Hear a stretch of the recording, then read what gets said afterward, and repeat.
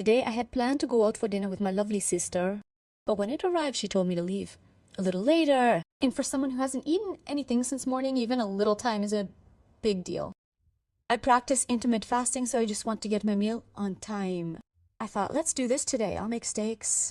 When all the ingredients are available at home, steaks are quick to make. So coincidentally, I had some of the ingredients lying around. I made beef steaks.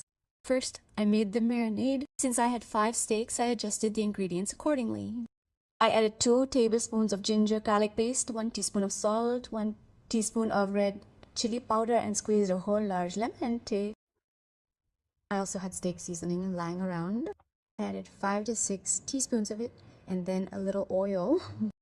I applied this batter to the steaks and put them in the fridge for an hour or 2. I made garlic bread with the steaks, and the hash browns were already ready-made.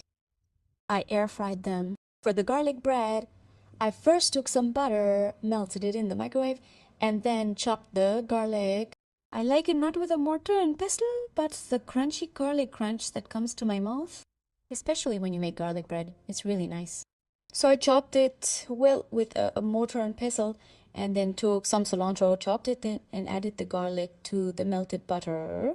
I added a little salt and pepper and the parsley. Mixed it and set it aside.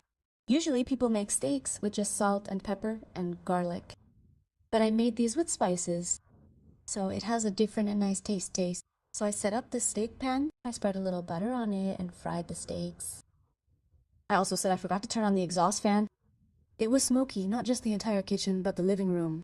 So I turned on the exhaust fan. Then I put the fresh brownies in the air fryer. I cut the bread and applied the melted garlic butter to it and fried it too. So that was happening simultaneously, and my steaks were cooking. So I was multitasking, and if you get things done this way, you get things done quickly. Then I start everything at once.